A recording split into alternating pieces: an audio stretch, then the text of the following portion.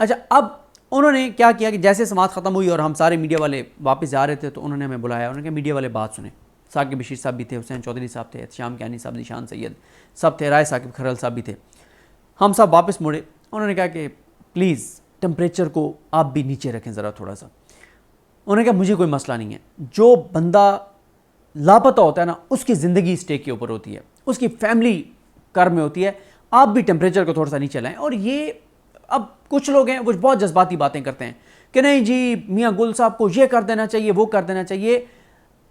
देखें, आप लोग तो ये बैठ के कह रहे होते हैं, लेकिन कभी आपने उनके ख़ानदानों से पूछा है, जो ख़ानदान एक एक पल अजियत से गुजर रहे होते हैं, एक एक लम्हा तकलीफ़ में होते हैं। हमारे लिए भी बड़ा होता है कि मियाँ गुल साहब की नमाज को बढ़ा चढ़ा के पेश करें, ये कर दिया, वो कर दिया, गिरा दिया, मार दिया। लेकिन उससे क्या होता है कि जिनके पास ताकत है वो और उनकी ज़िद और अना को ठेस पहुँचती है। अच्छा, जज ने यह कह दिया नहीं बंदा छोड़ते, जो करना है हमारा कर लो। और पता है वो क्या होगा? आप लोग तो ये कह देते हैं ना कि मियाँ गुल बहुत टेम्परेचर को ऊपर ले जाए और बड़े रिमार्क्स के बाद बहुत सख्त जजमेंट दे दे। उसका नुकसान पता है क्या होता है और क्या हो सकता है? वही होगा जो बाबर सत्तार साहब के ऑर्डर के साथ हुआ है।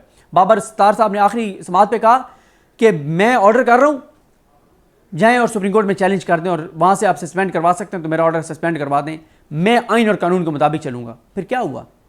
काजी साहब ने वो केस लगाया अमीनुद्दीन खान साहब के पास और नईम अख्तर अफगान साहब के पास और उन्होंने सस्पेंड कर दिया ऑर्डर। लें आप मज़े, अब करें आप ये कहें कि जी मसला ये है कि हिकमत के साथ चलना होता है। मियाँ गुल साहब का पूरा फोकस इस चीज़ पर है कि किसी तरह से जो जबरी लापता लोग हैं वो वापस आएँ, उसके वालिद को सुकून मिले, उसकी वालदा को चैन आए, उसकी वालदा की तकलीफ़ ख़त्म हो जो जबरी तौर पर गुमशुदा है, उसकी बहनें, उसके भाई, उसके बच्चे, उसकी बीवी जो शादीशुदा हैं वो उस दुख तकलीफ़ और कर्ब से निकलें। प्राइमरी फोकस मियाँ गुल साहब का ये होता है कि जबरी तौर पर जो गुमशुदा शहरी है वो वापस आए, और इसमें मियाँ गुल साहब कामयाब भी नज़र आते हैं। और ओवरऑल इस्लामाबाद हाई कोर्ट, और देखें लाहौर हाई कोर्ट की अली नीलम साहब को ये बात सोचनी चाहिए कि क्यों लाहौर हाई कोर्ट से सब अपनी अपनी पिटीशन विड्रॉ करके और इस्लामाबाद हाई कोर्ट में डाल रहे हैं, क्योंकि इस्लामाबाद हाई कोर्ट के जजेस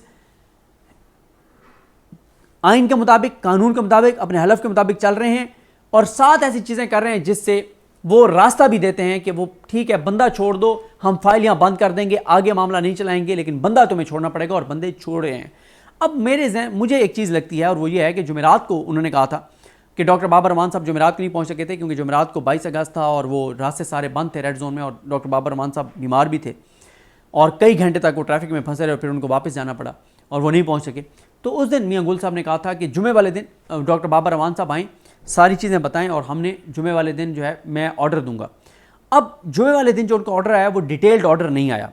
मुझे ये लगता है कि हुकूमती वकला ने शायद ये टाइम थोड़ा सा उस दिन ओपन कोर्ट में भी खैर मांगा था कि थोड़ा सा और टाइम दे दें, चीज़ें बेहतर सिमत में आगे जा रही हैं, थोड़ा सा और टाइम दे दें, अभी आप डिटेल्ड कोई बड़ा ऑर्डर जारी ना करें, क्योंकि जो वो ऑर्डर करने जा रहे थे उसके नताइज थे वज़ीर आज़म के लिए भी, और उनको सिर्फ मसला ये है कि इस्लामाबाद हाई कोर्ट कोई ऐसा ऑर्डर ना दे दे जिसको इंटरनेशनली पाकिस्तान के ख़िलाफ़ इस्तेमाल किया जाए कि देखें पाकिस्तान की हाई कोर्ट ये लिख रही है और पाकिस्तान के ख़िलाफ़ उसको इस्तेमाल किया जाए। जजेस भी देख रहे हैं और हुकूमत को बार बार ये रियलाइज़ करा रहे हैं कि मत मुल्क के मुस्तकबिल से खेलो, मत मुल्क की इकोनॉमी से खेलो। लेकिन जो हम एक्सपेक्ट कर रहे थे ऑर्डर, वो ऑर्डर नहीं जारी किया मियाँ गुल साहब ने। इसका वाज़े मतलब क्या है? इसका वाज़े मतलब ये है कि उनको ये नज़र आ रहा है कि चीज़ें बेहतर सिमत में हुकूमत तो नहीं इदारे ले जाना चाह रहे हैं, तो ठीक है इनको स्पेस दें। कोई ऐसा ऑर्डर ना कर दो कि फिर वो कहें कि जाएँ हम बंदा नहीं पेश करते, और वो ऑर्डर जाके 1 मिनट का काम है, वो काजी फायज ईसा से जाके ऑर्डर सस्पेंड करवा लेंगे, कुछ भी नहीं होगा। लिहाजा ये हिकमत अमली ठीक है मियाँ गुल हसन औरंगज़ेब साहब की कि किसी तरह से जबरी गुमशुदा अफराद को निकलवाएं, उनको रिहा करवाएं, और वो हुआ। मियाँ गुल हसन औरंगज़ेब साहब के उस टाइम देने के बाद से अब तक 5 लोग आ चुके हैं। तो ये मामला है। अब आ जाएं, अब मैं इसके काउंटर आर्गूमेंट आपके सामने रखता हूँ। काउंटर आर्गूमेंट ये हैं कि जनाब अगर मियाँ गुल साहब की वजह से, ये उनके ऑर्डर्स की वजह से आए हैं, तो इनमें से ये जो छोड़े गए हैं इनमें से मलिक रिजवान और नुमान साहब का मामला तो आमिर फारूक साहब के पास था, इनकी वकील तलत रिजवान साहब है, इनका मामला तो वहाँ था, ये तो मियाँ गुल साहब के पास नहीं था।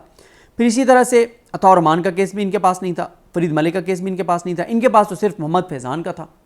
उन 4 के केसेस तो उनके पास नहीं थे जिनको छोड़ दिया गया। ये काउंटर आर्गूमेंट अब आपके सामने रख रहा हूँ।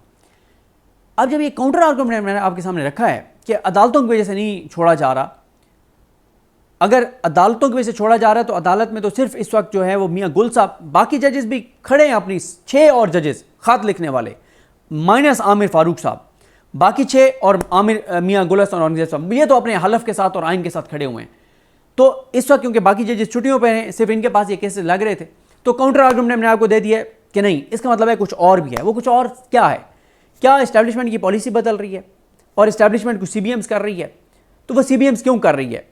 वो फिर वही वजह है कि जो कोई बैकडोर बात हुई है और इमरान खान ने जलसा मुलतवी किया 8 सितंबर तक और उसके बाद ये सारे रिहा हुए हैं। तो ये भी एक काउंटर आर्गूमेंट है, ये भी एक आर्गूमेंट है कि ये जो पस पर्दा कुछ चीज़ें जो हुई हैं उसकी वजह से इनको छोड़ा जा रहा है। और इसमें एक और आर्गूमेंट ये भी है कि इस्टेब्लिशमेंट अगर अब इस नतीजे पे पहुंची है कि हमने PTI के साथ इस लड़ाई को और इमरान खान के साथ इस लड़ाई को आगे नहीं लेके जाना, तो जब लड़ाई ही आगे नहीं लेके जानी तो फिर इस्टेब्लिशमेंट के खिलाफ सोशल मीडिया पे तनकीद ही नहीं होनी, कंपेन ही नहीं चलनी। जब उन पर तनकीद नहीं होनी और कंपेन नहीं होनी, जब उन्होंने गलत काम करना नहीं है, इमरान खान के साथ लड़ाई को आगे लेके जाना नहीं है, जब उन्होंने लड़ना ही नहीं है, तो जब लड़ना नहीं है तो फिर कंपेन भी नहीं होगी, तनकीद भी नहीं होगी, तो फिर इन लोगों को उठाने का मकसद कोई नहीं है। हालांकि वैसे भी इनका कोई ताल्लुक नहीं था, इनमें से 4-5 तो ऐसे जो प्रोफेशनल्स हैं, अब मतलब जिनका कोई वो नहीं है, ना वो किसी कंपेन में है, ना इदारों के खिलाफ किसी कंपेन में है। और कंपेन क्या, तनकीद को अगर आप कंपेन लेते हैं तो उनकी मर्जी है। तो एक आर्गूमेंट इसका ये भी है। तो लिहाजा ये 4 मैंने आपके सामने मुमकिन सिनेरियोज रख दी हैं। पहला कि अदालत की वजह से रिहा हो रहे हैं और मियाँ गुल हसन औरंगजेब साहब की वजह से रिहा हो रहे हैं, ये फैक्टर आप इसको रूल आउट नहीं कर सकते, ये फैक्टर है। काउंटर आर्गूमेंट यह है कि इनमें से तो जो रिहा हुआ है एक का केस सिर्फ मियाँ गुल साहब के पास था, बाकियों के केस तो 4 के नहीं थे, ये काउंटर आर्गूमेंट है।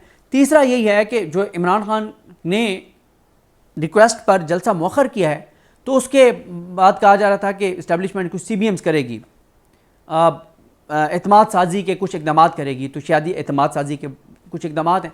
और चौथा यह है कि अगर प्रिंसिपली ये डिसाइड हो गया कि हमने अब इमरान खान के साथ लड़ाई आगे नहीं लेके जानी, तो जब नहीं लेके जानी तो फिर कोई चीज़ नहीं, और वैसे भी इनके पास कुछ भी नहीं था जिनको उठाया गया, ना हक उठाया गया। तो ये चीज़ें हैं, लेकिन ये खैर अगले 1 हफ्ते में पता चलेगा कि हवाओं का रुख बदल रहा है या नहीं, या इनको छोड़ने की क्या वजूहात हैं। लेकिन अच्छी बात यह है, बहरहाल शुक्र अदा करना चाहिए कि लोग जो है वो रिहा हो रहे हैं, बाजियाब हो रहे हैं। और ये भी जाते जाते कह दूं कि नून लीग को घबराना चाहिए, नून लीग के घबराने का वक्त आ गया। PTI के अगर जबरी तौर पर गुमशुदा शहरी या PTI की वजह से जो जबरी तौर पर गुमशुदा किए गए हैं वो अगर रिहा हो रहे हैं तो नून लीग को घबराना चाहिए।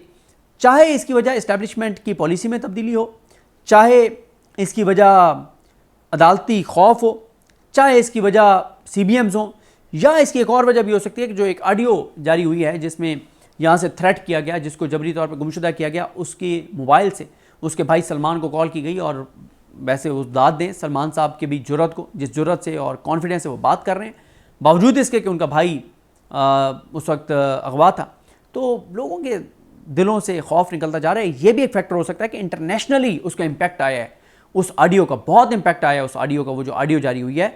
और ये भी सोशल मीडिया पे बातें हो रही हैं कि बहुत और ऑडियोज़ बहुत लोगों के पास रिकॉर्डेड हैं और वो भी जल्द आने वाली हैं। तो इसलिए ये भी एक फैक्टर हो सकता है। अब अल्लाह की ज़ात बेहतर जानती है, मैं मुमकिन एनालिसिस मैंने आपके सामने रख दी हैं, लेकिन इस सारे एनालिसिस में एक बात तो कंक्लूड मैं कर रहा हूँ कि नून लीग को घबराना चाहिए, उनके घबराने का वक्त आ चुका है। तो लिहाजा ये 4 मैंने आपके सामने मुमकिन सिनेरियोज रख दी हैं। पहला कि अदालत की वजह से रिहा हो रहे हैं और मियाँ गुल हसन औरंगजेब साहब की वजह से रिहा हो रहे हैं, ये फैक्टर आप इसको रूल आउट नहीं कर सकते, ये फैक्टर है। काउंटर आर्गूमेंट यह है कि इनमें से तो जो रिहा हुआ है एक का केस सिर्फ मियाँ गुल साहब के पास था, बाकियों के केस तो 4 के नहीं थे, ये काउंटर आर्गूमेंट है। तीसरा यही है कि जो इमरान खान ने रिक्वेस्ट पर जलसा मौखर किया है तो उसके बाद कहा जा रहा था कि इस्टेब्लिशमेंट कुछ CBMs करेगी, एतमाद साजी के कुछ इकदाम करेगी, तो शायद ये एतमाद साजी के कुछ इकदाम हैं। और चौथा यह है कि अगर प्रिंसिपली ये डिसाइड हो गया कि हमने अब इमरान खान के साथ लड़ाई आगे नहीं लेके जानी, तो जब नहीं लेके जानी तो फिर कोई चीज़ नहीं, और वैसे भी इनके पास कुछ भी नहीं था जिनको उठाया गया, ना हक उठाया गया। तो ये चीज़ें हैं, लेकिन ये खैर अगले 1 हफ्ते में पता चलेगा कि हवाओं का रुख बदल रहा है या नहीं, या इनको छोड़ने की क्या वजूहात हैं। लेकिन अच्छी बात यह है, बहरहाल शुक्र अदा करना चाहिए कि लोग जो है वो रिहा हो रहे हैं, बाजियाब हो रहे हैं। और ये भी जाते जाते कह दूं कि नून लीग को घबराना चाहिए। नून लीग के घबराने का वक्त आ गया। पीटीआई के अगर जबरी तौर पे गुमशुदा शहरी या पीटीआई की वजह से जो जबरी तौर पे गुमशुदा किए गए हैं वो अगर रिहा हो रहे हैं तो नून लीग को घबराना चाहिए। चाहे इसकी वजह इस्टेब्लिशमेंट की पॉलिसी में तब्दीली हो, चाहे इसकी वजह अदालती खौफ हो, चाहे इसकी वजह CBMs हों, या इसकी एक और वजह भी हो सकती है कि जो एक ऑडियो जारी हुई है जिसमें यहाँ से थ्रेट किया गया, जिसको जबरी तौर पर गुमशुदा किया गया, उसके मोबाइल से उसके भाई सलमान को कॉल की गई। और वैसे उस दाद दें सलमान साहब की भी जुर्रत को, जिस जुर्रत से और कॉन्फिडेंस से वो बात कर रहे हैं, बावजूद इसके कि उनका भाई उस वक्त अगवा था। तो लोगों के दिलों से खौफ निकलता जा रहा है। ये भी एक फैक्टर हो सकता है कि इंटरनेशनली उसका इम्पैक्ट आया है, उस ऑडियो का बहुत इम्पैक्ट आया है, उस ऑडियो का, वो जो ऑडियो जारी हुई है। और ये भी सोशल मीडिया पे बातें हो रही हैं कि बहुत और ऑडियोज़ बहुत लोगों के पास रिकॉर्डेड हैं और वो भी जल्द आने वाली हैं। तो इसलिए ये भी एक फैक्टर हो सकता है। अब अल्लाह की ज़ात बेहतर जानती है। मैं मुमकिना एनालिसिस मैंने आपके सामने रख दी हैं, लेकिन इस सारे एनालिसिस में एक बात तो कंक्लूड मैं कर रहा हूँ कि नून लीग को घबराना चाहिए।